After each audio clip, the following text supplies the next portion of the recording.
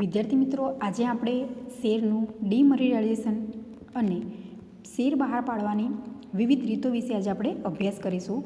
પરંતુ પહેલાં આપણે જે લાસ્ટ લેક્ચરમાં સમજ્યા હતા કે ઇક્વિટી શેર અને પ્રેફરન્સ શેર વચ્ચેનો શું તફાવત છે, તેમજ પ્રેફરન્સ શેર એ શું છે અને પ્રેફરન્સ શેરના જે લક્ષણ એ આપણે યાદ કરી લઈએ.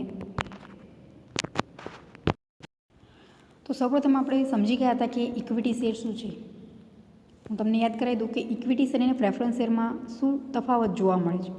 તો સૌપ્રથમ ઇક્વિટી શેર એ શું છે? કંપનીના એ સાચા માલિકો છે. જે ઇક્વિટી શેરહોલ્ડર આપણે કહી શકીએ કે જેને ઇક્વિટી શેરની ખરીદી કરી છે એ કંપનીના કેવા છે? સાચા માલિકો છે. કેમ?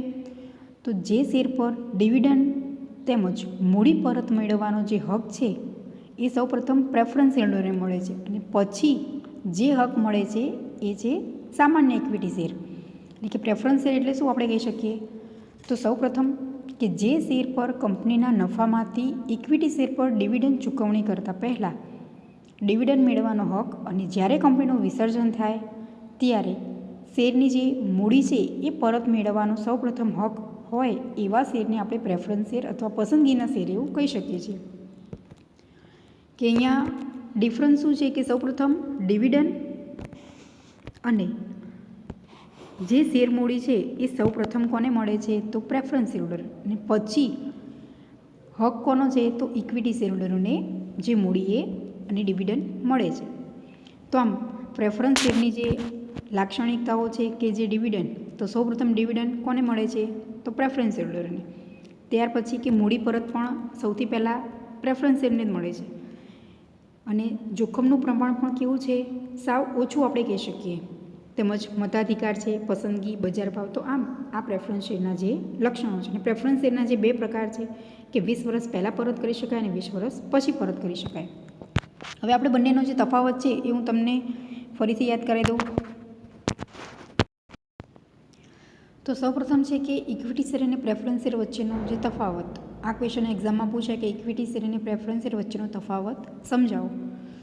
તો આપણે જે અર્થ સમજ્યા કે ઇક્વિટી શેર શું છે અને પ્રેફરન્સ શેર શું છે, તો એ જ અહીંયા આપણે અર્થ દ્વારા તફાવતે સરળતાથી લખી શકીએ. કે ફર્સ્ટ મુદ્દો છે કે જરૂરિયાત.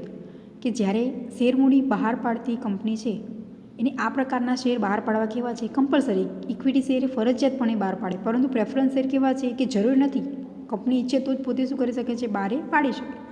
જ્યારે ડિવિડન્ડનો દર એ આપણને વ્યાખ્યામાં આપણે સમજી ગયા કે કમ્પલસરી. સૌપ્રથમ ડિવિડન્ડ કોને મળે છે? તો પ્રેફરન્સ શેરને, અને એ શેર પર ડિવિડન્ડ કેવું છે? નિશ્ચિત જોવા મળે છે. જ્યારે ઇક્વિટી શેર પર અનિશ્ચિત ડિવિડન્ડ હોય છે. આગળ મુદ્દો છે કે અધિકાર. ઇક્વિટી શેરહોલ્ડરોને કંપનીની સભામાં હાજર રહેવાનો અધિકાર છે. જ્યારે પ્રેફરન્સ શેરને શું છે? માત્ર હિત માટે જ જે બાબત હોય એ બાબતમાં જ મત આપવાનો અધિકાર છે. અને જોખમનું પ્રમાણ એ સૌથી વધારે ઇક્વિટી શેરમાં છે, જ્યારે પ્રેફરન્સ શેરમાં જોખમનું પ્રમાણ એકદમ ઓછું છે. તેમજ આગળ છે કે જે રોકાણકારો છે, બજાર ભાવ અને મૂડીની જે વૃદ્ધિ.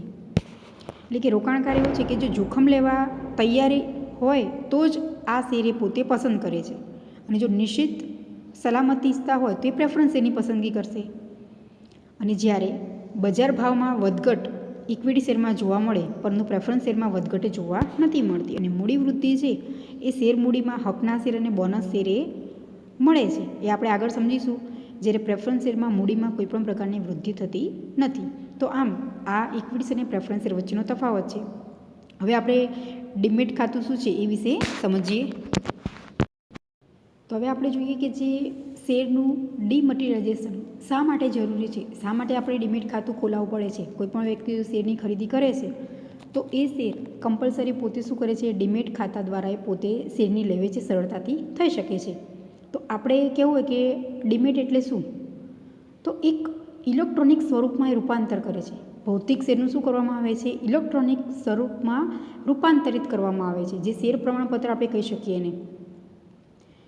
તો આમ ડીમેટ ખાતાની જરૂરિયાત એ જ છે કે શેર માલિકીના હકનો પ્રાથમિક પુરાવો એ શેર પ્રમાણપત્ર છે. આપણે જાણીએ છીએ કે દાખલા તરીકે આપણે એક્સ નામની કંપનીમાંથી 500 શેરની ખરીદી કરી, તો એ પુરાવો આપણી પાસે શું હશે કે એક્સ નામની કંપની આપણને જે શેર પ્રમાણપત્ર આપે છે કે ભાઈ હા, તમે અમારી કંપનીમાંથી 500 શેરે ખરીદ્યા છે, તો એ કમ્પલસરી આપણી પાસે હોવું જોઈએ. જ્યારે પણ આપણે શેરનું વેચાણ કરીશું તો એ આપણા માટે ખૂબ જ અગત્યનો ડોક્યુમેન્ટ છે, દસ્તાવેજ આપણે કહી શકીએ નહીં, કે શેરનું એ પ્રમાણપત્ર કે શેર માલિકીનો હક, કે આપણી પાસે એક્સ નામની કંપનીના 500 શેર છે એનું પ્રમાણપત્ર શું છે, તો એ શેર પુરાવો છે. આપણે કહી શકીએ કે શેરનું જે પ્રમાણપત્ર છે એ પ્રાથમિક પુરાવો આપણા માટે છે.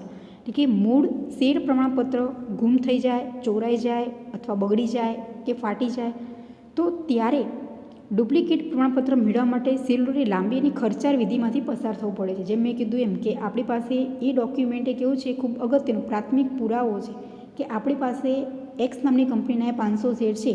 હવે મારે એક્સ નામની કંપનીના 500 શેર હું ક્યારે કહી શકું કે એ મારી પાસે શેર પ્રમાણપત્ર હોય તો જ, પરંતુ જો હકીકતમાં કદાચ ઘણા વર્ષ થઈ જાય તો એ પ્રમાણપત્ર કદાચ આપણે કહી શકીએ કે બગડી જાય અથવા ફાટી જાય, ખૂબ લાંબા સમય પછી કાગળ કેવું થઈ જાય, આપણે જોઈએ તો જર્જરિત થઈ જાય છે, એટલે કે ફાટી જાય અથવા બગડી જાય. તો એવા સમયે જ્યારે આપણે નવું પ્રમાણપત્ર મેળવવું પડે છે તો એ ખૂબ લાંબી અને ખર્ચાળ વિધિમાંથી પસાર થવું પડે છે.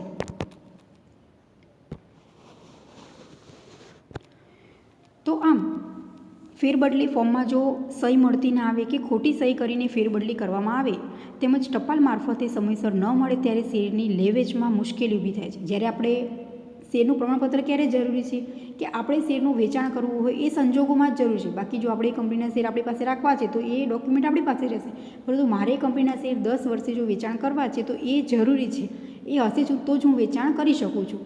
એટલે કે આ મુશ્કેલીનું નિવારણ કરવા માટે શેરનું ડિમટીરિયલાઇઝેશન પ્રથા અમલમાં આવી છે. તો ડિમેટ એટલે શું, કે ડિમટીરિયલાઇઝેશન એક એવી વ્યવસ્થા કે જેમાં ભૌતિક શેર પ્રમાણપત્રને ઇલેક્ટ્રોનિક સ્વરૂપમાં રૂપાંતરિત કરવામાં આવે છે. આ માટે રોકાણકારે ડિપોઝિટરી પાર્ટિસિપેટ પાસે ડિમેટ ખાતું એ ખોલાવવું પડે છે. હવે ક્વેશ્ચન એક્ઝામમાં પૂછાય કે શા માટે ડિમેટ ખાતું એ ખોલાવવું પડે છે, તો આપણે શું કરી શકીએ, એ શેર એમાં આપણે કેટલા ખરીદ્યા છે એ એક સાચવી શકે છે. કે ડિમેટ એટલે શું, તો જેમાં ભૌતિક શેર પ્રમાણપત્રને ઇલેક્ટ્રોનિક સ્વરૂપમાં રૂપાંતરિત કરવામાં આવે છે. શું કરવામાં આવે છે, જે ભૌતિક શેર પ્રમાણપત્ર છે તો એને ઇલેક્ટ્રોનિક સ્વરૂપમાં રૂપાંતરિત કરવામાં આવે છે. અને આ માટે રોકાણકારે ડિપોઝિટરી પાર્ટિસિપેટ પાસે ડિમેટ ખાતું એ ખોલાવવું પડે છે. કોની પાસે ખોલાવવાનું છે, રોકાણકારે ડિપોઝિટરી પાર્ટિસિપેટ પાસે ડિમેટ ખાતું એ ખોલાવવાનું છે. તો હવે 1992માં સેબીની રચના થઈ, જેની મુખ્ય ઓફિસ મુંબઈમાં છે. હવે ક્વેશ્ચન રીતે પૂછાય કે સેબીની જે રચના થઈ એની મુખ્ય ઓફિસ ક્યાં છે, તો ક્યાં આવશે, મુખ્ય ઓફિસ એ મુંબઈમાં છે. અને આગળ આપણે જે ક્વેશ્ચન સમજ્યા કે ડિમેટ એટલે શું, એ શોર્ટ ક્વેશ્ચનમાં પૂછાય. તો ડિમેટ એટલે કે શું છે, કે જેમાં ભૌતિક શેરનું ઇલેક્ટ્રોનિક સ્વરૂપમાં એ રૂપાંતર કરવામાં આવે છે, તો એને આપણે કહી શકીએ ડિમેટ ખાતું. અને બીજો ક્વેશ્ચન છે કે સેબીની મુખ્ય ઓફિસ ક્યાં આવેલી છે, તો એ મુંબઈમાં આવેલી છે. સેબીના કાયદા મુજબ શેરબજારમાં શેરની લેવેચ કરનાર વ્યક્તિએ ડિપોઝિટરી પાર્ટિસિપેટ પાસે ડિમેટ ખાતું ખોલાવવું કેવું છે, જરૂરી છે. આ એક સેબીનો કાયદો છે કે જે વ્યક્તિ શેરની લેવેચ કરે છે, શેર ખરીદવે છે અથવા વેચાણ કરે છે, તો કમ્પલસરી ડિમેટ ખાતું એ ખોલાવવું કેવું છે, જરૂરી છે. હવે ડિમેટ ખાતું ક્યાં ખોલાવાય અને કેવી રીતે આપણે ખોલી શકાય છે એ જરૂર છે ને, આપણે કેવી રીતે ખોલાવવાનું છે અને કઈ જગ્યાએ ખોલાવવાનું છે. તો સૌપ્રથમ છે કે ક્યાં ખોલાવી શકાય છે.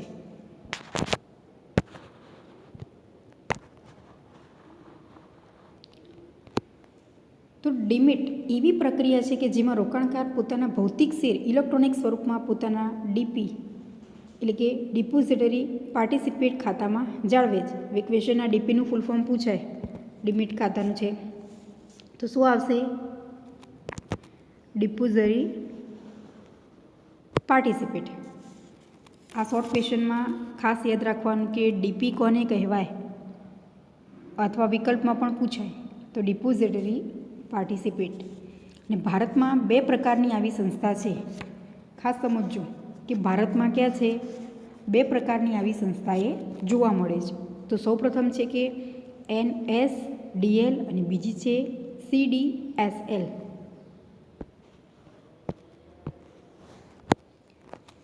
હવે આ જે NSDL છે એનું ફૂલ ફોર્મ છે નેશનલ સિક્યુરિટી ડિપોઝિટરી લિમિટેડ. ફરીથી બોલું છું, નેશનલ સિક્યુરિટી ડિપોઝિટરી લિમિટેડ. અને CDSL છે central depository service limited. Central depository service limited.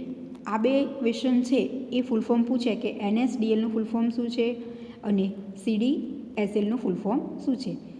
આ સંસ્થા રોકાણકારના શેર, બોન્ડ કે સિક્યુરિટીની સાચવવાની જવાબદારી છે. આ બે સંસ્થા શું કામ કરે છે પોતે, કે જે રોકાણકાર, જે વ્યક્તિ રોકાણ કરે છે શેરમાં અથવા બોન્ડમાં, તો એની જવાબદારી છે કે એને સાચવી રાખે. કેવી રીતે? તો ઇલેક્ટ્રોનિક સ્વરૂપમાં. અને આ સંસ્થાને થાપણ સાચવવાના એજન્ટ તરીકે પણ ઓળખવાના આપણે કહી શકીએ એને. અને આ સંસ્થાઓથી સરકાર અને ખાનગી બેંક તેમજ અન્ય નાણાકીય સંસ્થાઓ ડીમેટ ખાતું એ ખોલાવે છે. હવે જ્યારે આપણે આ સમજી ગયા કે આપણે ક્યાં ખોલાવી શકીએ, હવે ડીમેટ ખાતું ખોલાવવા અંગેની જે વિધિ, કે કેવી રીતે આપણે ડીમેટ ખાતું છે એ ખોલાવી શકીએ છીએ. તો સૌપ્રથમ ડીમેટ ખાતું ખોલાવવું છે તો આપણે બેંક કે નાણાકીય સંસ્થાનો સંપર્ક કરવો એ જરૂરી છે.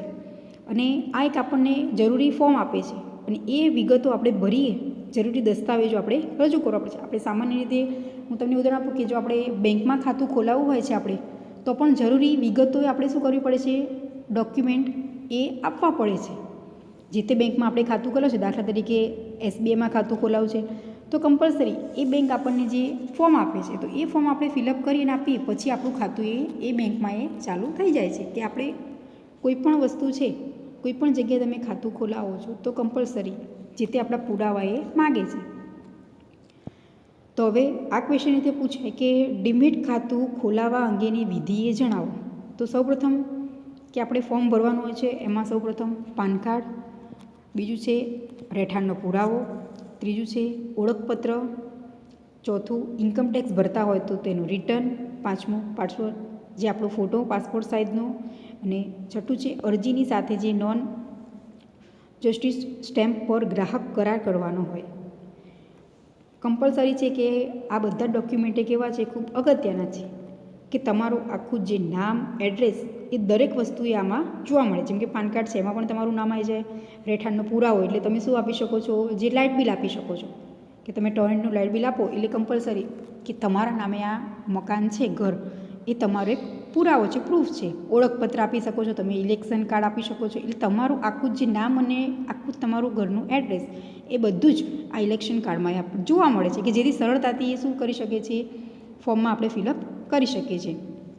આપણે જે ફોર્મ ભરીશું એની સાથે આ બધા જ ડોક્યુમેન્ટ શું કરવાના છે, એ દસ્તાવેજ રજૂ કરવાના છે. એક એક જે આપણે કહીએ કે કોપી ઝેરોક્સ મૂકવાની છે, કે જેથી ખબર પડે કે હા આ વ્યક્તિ છે અને બધા જ પુરાવા કેવા છે, એકદમ સાચા છે. જો રિટર્ન ભરતા હોય ઇન્કમટેક્સનું તો એની પણ એક કોપી મૂકવાની, અને પાસપોર્ટ સાઇઝના જે ફોટા.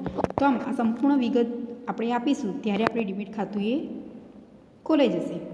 હવે આગળ આપણે સમજીએ કે ડીમેટ ખાતાના જે ખર્ચાઓ, કયા કયા પ્રકારના ખર્ચ થાય છે. આપણે ખોલાવી તો દીધું ખાતું, હવે કેવા પ્રકારના ખર્ચ થશે. તો સૌપ્રથમ છે કે જે ડીમેટ ખાતાના જે ખર્ચાઓ, તો એકાઉન્ટ ખોલવાનો ખર્ચ થાય, વાર્ષિક જાળવણી ફી, કસ્ટોડિયન ફી અને સોદાઓની ફી. તો સૌપ્રથમ છે કે એકાઉન્ટ ખોલવાનો ખર્ચ. કેટલીક બેંક આ ખર્ચ લે, જ્યારે કેટલીક બેંક આ ખર્ચ નથી લેતી. કે જ્યારે આપણે ખાતું ખોલાય ત્યારે અમુક બેંક શું કરે છે, ખર્ચ લે, અને અમુક બેંકે ખર્ચ એ નથી લેતા.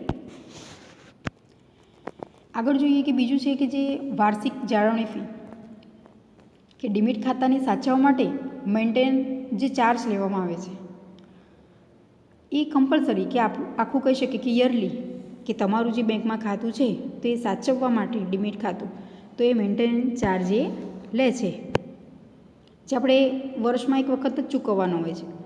આગળ ત્રીજું છે કસ્ટોડિયન ફી.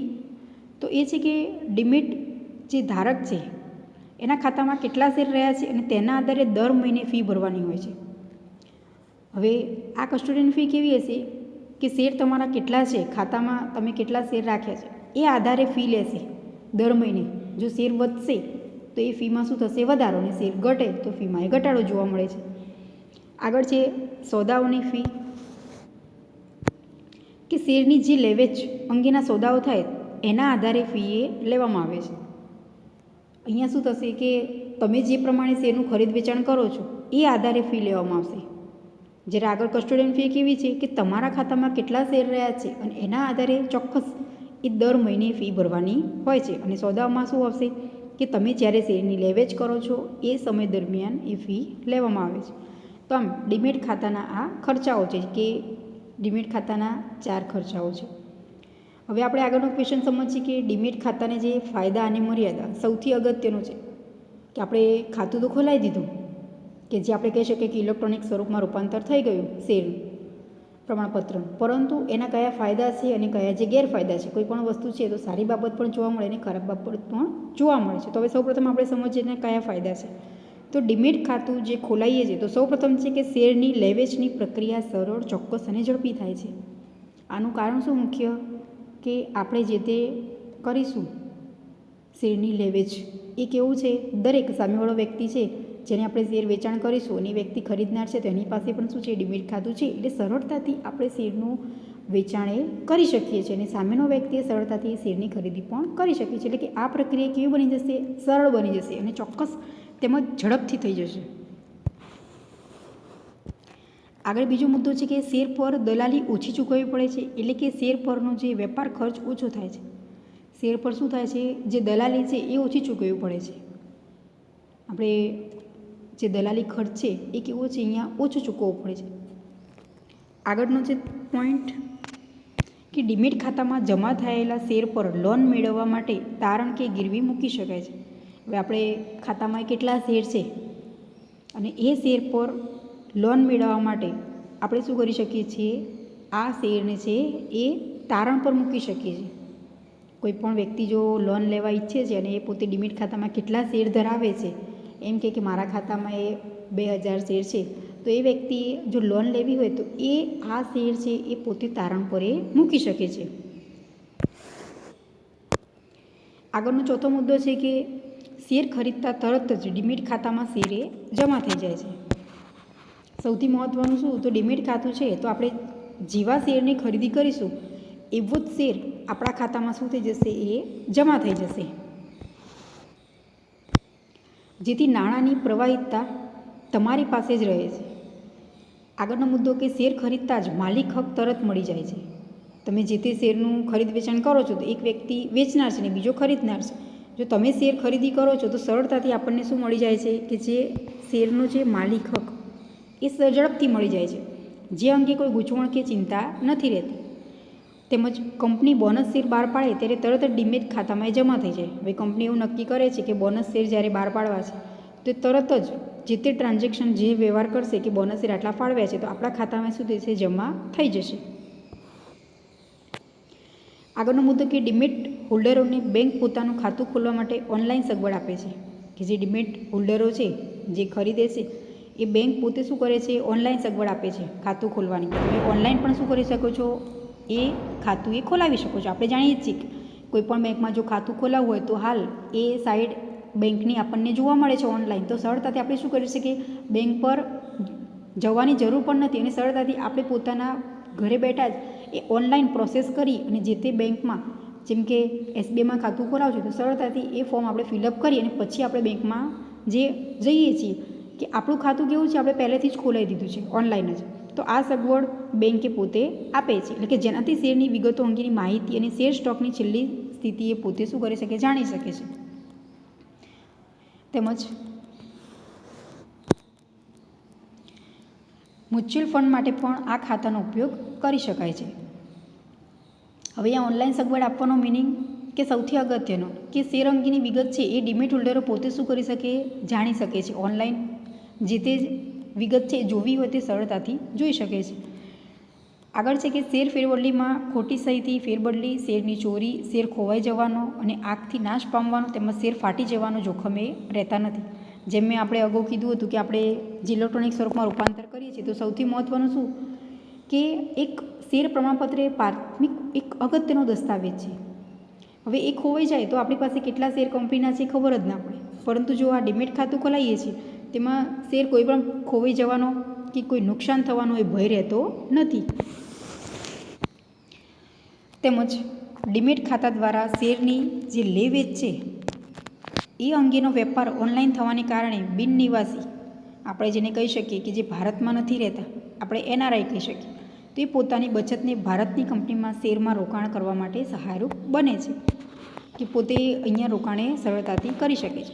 હવે આપણે એના ફાયદા જોઈએ, હવે એની મર્યાદા, કે ફાયદા આપણે સમજે કે ડીમેટ ખાતું ખોલાવવાથી શું ફાયદો થાય, તો ઝડપથી આપણને શું મળી જાય છે કે જે તે શેર છે આપણે લે વેચ કરી શકીએ છીએ.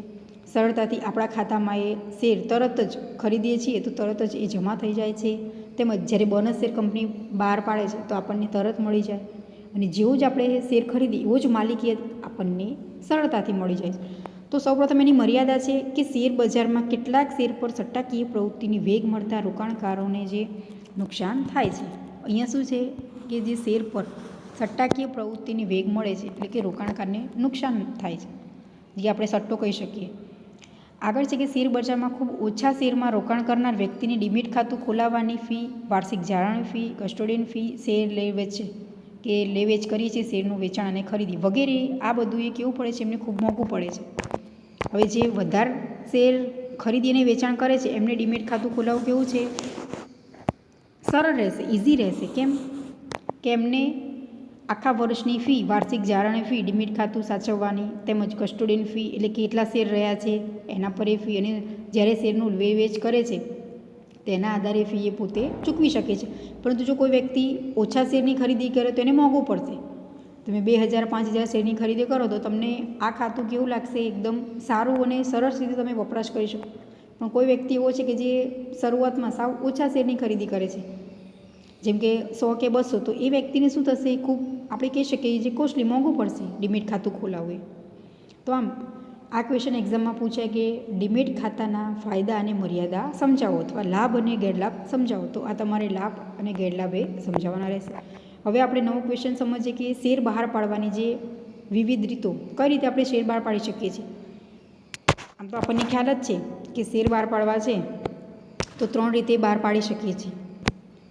તમને કહી દઉં કે શેર છે આપણે મૂળ કિંમતે પણ બહાર પાડી શકીએ છીએ, વટાવથી અને પ્રીમિયમથી શેર બહાર પાડી શકીએ છીએ. આમ 3 રીતે શેર પોતે શું કરી શકીએ છીએ, કોઈ પણ કંપની બહાર પાડી શકે છે. તો સૌપ્રથમ છે કે મૂળ કિંમતે કે દાર્શનિક કિંમતથી બહાર પાડેલ શેર, કે કંપની જ્યારે શેર બહાર પાડે છે કે મૂળ કિંમતે કે દાર્શનિક, બંને શું છે, એક જ છે. તો એ કિંમતે કેવી રીતે શેર બહાર પાડે, તો કંપની પોતાના શેર મૂળ કિંમતે કે દાર્શનિક કિંમતે બહાર પાડે છે. દાખલા તરીકે ₹10ની મૂળ કિંમતનો શેર ₹10માં જ બહાર પાડે, એને આપણે કહી શકીએ કે જે મૂળ કિંમતે શેર બહાર પાડે. હવે દાખલા તરીકે હું બીજું ઉદાહરણ આપું કે ₹100ની મૂળ કિંમતનો શેર છે એ ₹100માં જ બહાર પાડવામાં આવે, તો એ કેવો કહેવાશે કે જે મૂળ કિંમત છે એમાં જ શેર શું કરવામાં આવે છે, બહાર પાડવામાં આવે છે. અને બીજો છે કે જે પ્રીમિયમથી બહાર પાડેલ શેર. હવે પ્રીમિયમ એટલે શું, કે જે આપણી મૂળ કિંમત છે એના કરતાં જ્યારે આપણે શેર બહાર પાડીશું તેની કિંમત કેવી હશે, વધારે હશે, તો એને કહી શકીએ આપણે પ્રીમિયમથી શેર બહાર પાડે. કે જ્યારે કંપની શેરની મૂળ કિંમત કે દાર્શનિક કિંમત કરતાં વધુ કિંમતે શેર બહાર પાડે છે તો એને આપણે કહી શકીએ પ્રીમિયમથી શેર બહાર પાડે. દાખલા તરીકે ₹10ની મૂળ કિંમતનો શેર ₹15માં બહાર પાડવામાં આવે તો ₹5 એ પ્રીમિયમની રકમ કહી શકાય. અને સામાન્ય રીતે પ્રતિષ્ઠિત અથવા પ્રગતિશીલ કંપની જ આ પ્રકારે શેર બહાર પાડશે. પ્રીમિયમે શેર બહાર પાડવા શું કે જે તમારી મૂળ કિંમતે શેર છે એના કરતાં વધારે કિંમતે શેર એ બહાર પાડશે. હવે બીજું ઉદાહરણ આપું કે ₹100ની મૂળ કિંમતનો શેર છે અને જો 110માં બહાર પાડવામાં આવે તો ₹10 શું થશે, પ્રીમિયમની રકમ ગણાશે. કે ₹10 પ્રીમિયમે શેર બહાર પાડે, એટલે કે શેર પ્રીમિયમ એ કંપની માટે કેવો છે, મૂડી નફો છે. શેર જો પ્રીમિયમથી બહાર પાડવામાં આવે તો કંપની માટે એ મૂડી નફો છે. અને શેર પ્રીમિયમની રકમનો ઉપયોગ એ કંપની આ પ્રમાણે કરી શકે. સૌપ્રથમ છે કે પૂર્ણ ભરપાઈ થયેલ શેર પર બોનસ શેર બહાર પાડવા માટે. કે શેર પ્રીમિયમની રકમ છે એ જ્યારે કંપનીમાં આવશે તો એ ઉપયોગ કેવી રીતે કરશે, તો પૂર્ણ ભરપાઈ થયેલ શેર પર બોનસ શેર એ બહાર પાડવા માટે. આગળ છે બીજું કે કંપનીના પ્રાથમિક ખર્ચાઓ માંડી વળવા, તેમજ ડિબેન્ચર પ્રીમિયમથી પરત કરવાના હોય ત્યારે પરત પ્રીમિયમની રકમથી માંડી વળવા માટે, તેમજ શેર કે ડિવેન્ચર બહાર પાડતી વખતે થયેલ ખર્ચ, વટાવ કે બાંયધરી કમિશન કે દલાલી માંડી વળવા માટે અને શેર પ્રીમિયમની રકમનો ઉપયોગ ડિવિડન્ડ આપવા માટે થઈ શકતો નથી. તો આમ આ પ્રકારે પ્રીમિયમની રકમનો ઉપયોગી થઈ શકે છે. હવે આગળ ત્રીજું છે કે જે વટાવથી શેર બહાર પાડવા. હવે કોને આપણે વટાવથી શેર બહાર પાડવા કહી શકીએ? કે જ્યારે શેરની મૂળ કિંમત કરતાં શું કરવામાં આવે છે? ઓછી કિંમતે શેર બહાર પાડવામાં આવે છે. જે પ્રીમિયમ સમજાય લેશું મૂળ કિંમત કરતાં વધારે, અને વટાવ લેશું તો મૂળ કિંમત છે એના કરતાં ઓછી કિંમતે જો શેર બહાર પાડવામાં આવે ત્યારે શેર એ વટાવથી બહાર પાડવા કહી શકીએ. અને વર્તમાન સમયમાં કોઈપણ કંપની વટાવથી શેર બહાર પાડતી નથી. દાખલા તરીકે 100 રૂપિયાની મૂળ કિંમતનો શેર છે અને 10% વટાવથી બહાર પાડવામાં આવે એટલે શું? તો 90 રૂપિયાએ બહાર પાડવામાં આવે. ફરીથી કહું કે 100 રૂપિયાની મૂળ કિંમતનો શેર જો 10% વટાવથી બહાર પાડવામાં એટલે કે 90 રૂપિયે એ શેર બહાર પાડવામાં. પણ હાલના સંજોગોમાં કોઈપણ કંપની વટાવથી શેર બહાર પાડતી નથી. કઈ રીતે શેર બહાર પાડે છે? મૂળ કિંમત અથવા તો પ્રીમિયમથી.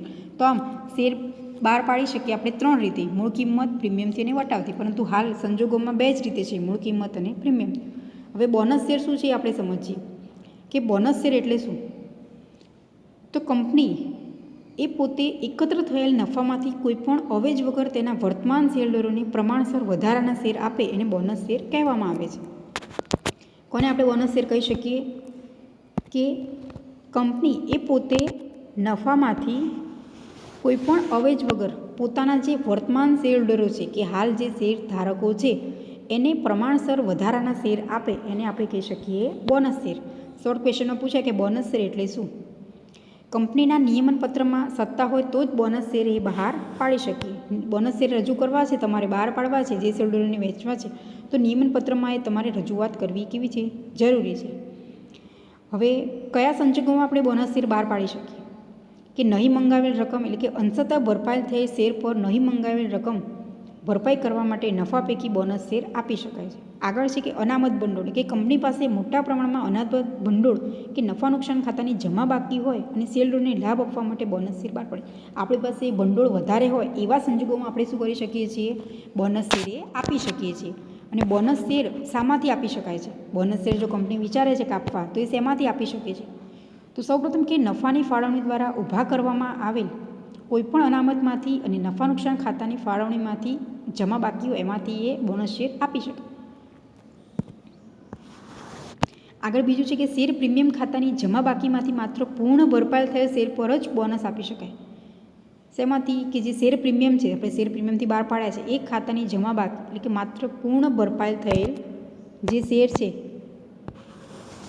એમાં જ બોનસ શેર આપી શકાય.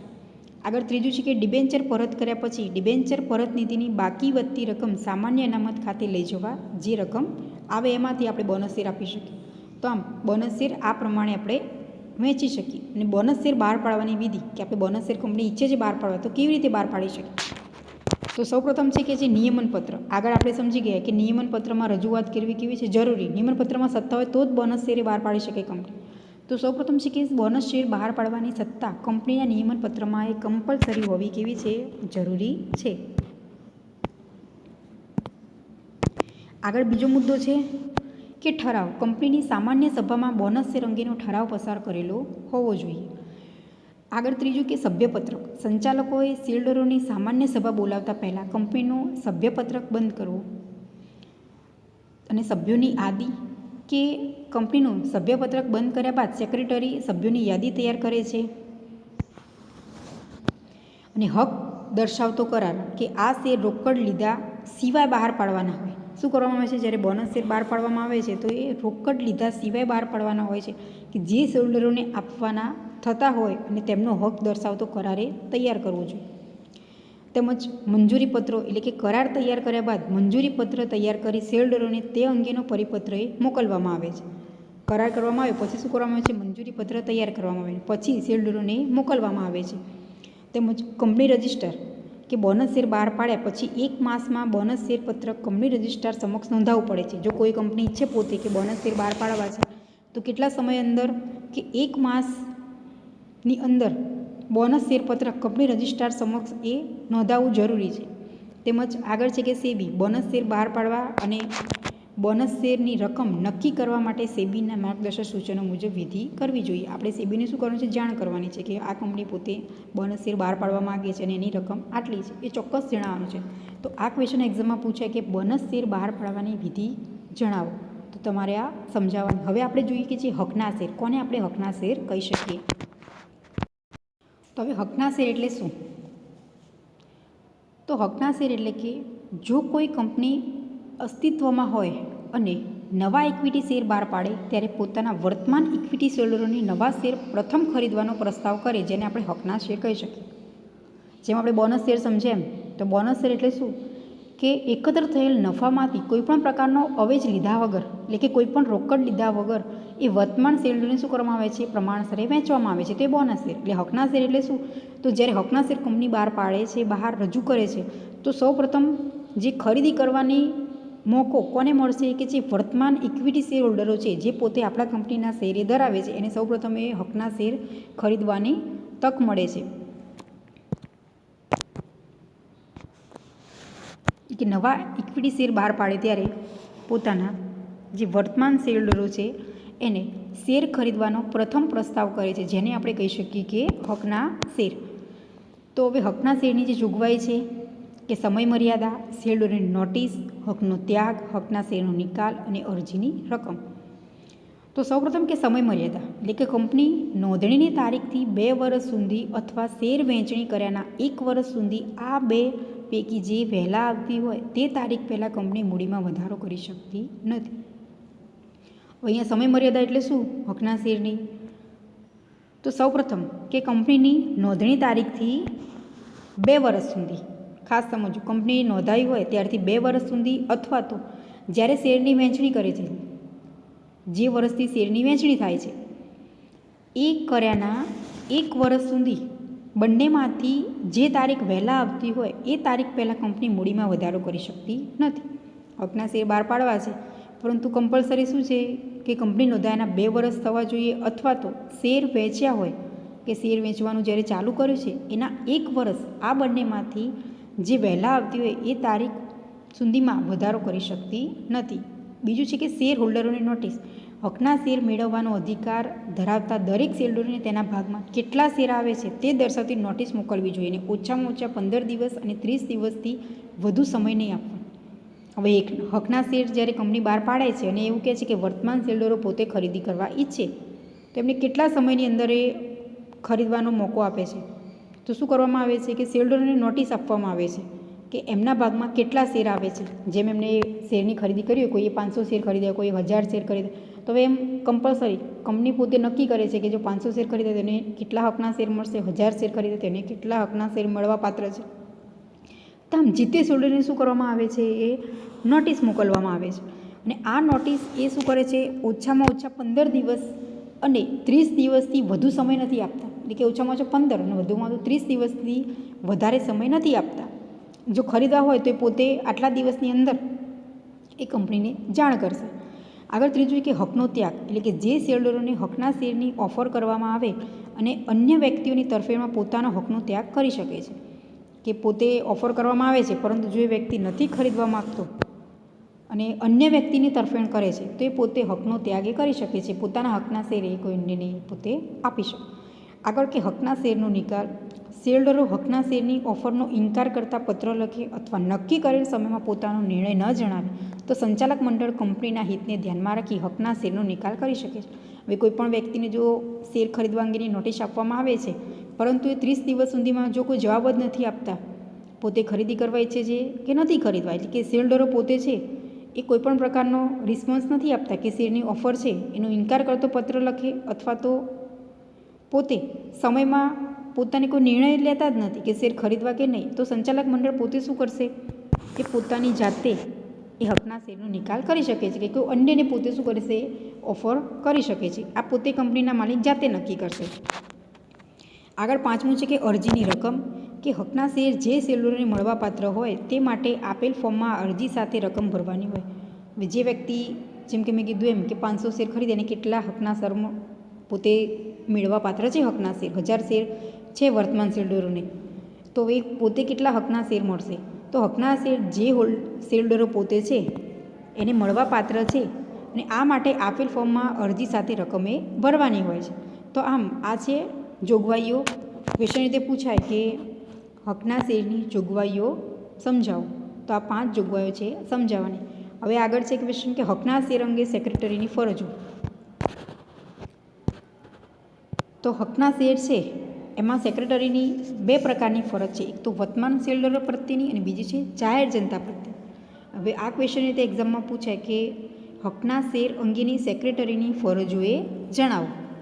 હકના શેર છે તો એની સેક્રેટરી છે એની કઈ કઈ ફરજો છે, તો 2 ફરજો છે એ સમજાવવાની રહેશે. તો સૌપ્રથમ છે કે જે વર્તમાન શેરહોલ્ડરો પ્રત્યેની ફરજ. તો સૌપ્રથમ કે સમય મર્યાદાના સંદર્ભમાં હકના શેર આપવાની વ્યવસ્થા કાયદેસરની છે કે કેમ તે નક્કી કરવું. શું કરવાનું છે? જે સેક્રેટરી પોતે નક્કી કરે છે કે જે વર્તમાન શેરહોલ્ડરો છે એમને ચોક્કસ સમય મર્યાદામાં હકના શેર આપવાની વ્યવસ્થા એ નક્કી કરે છે. આપણે જોગવાઈમાં સૌપ્રથમ જ સમજી ગયા કે સમય મર્યાદા કેવી છે, જરૂરી છે. બીજું છે કે સંચાલક મંડળની સભામાં આ અંગેનો ઠરાવ પસાર કરવો.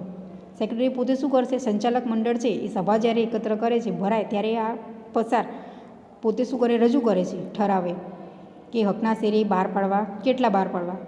આગળ છે કે જે શેરહોલ્ડરોને આ અંગે નોટિસ મોકલવી અને હકના શેર ખરીદવાની અરજી કરવા અને જરૂરી રકમ ભરવા ઓછામાં ઓછા 15 દિવસનો સમય આપવો. શેરહોલ્ડરને શું કરે છે? સેક્રેટરી પોતે એક નોટિસ ફાળવે છે કે તમે આટલા શેર હકના એ મેળવવા પાત્ર છો, તમે ઈચ્છો છો ખરીદવા તો ચોક્કસ તમે અરજી કરી શકો છો. તેમજ શું કરવામાં આવે છે? અથવા નોટિસ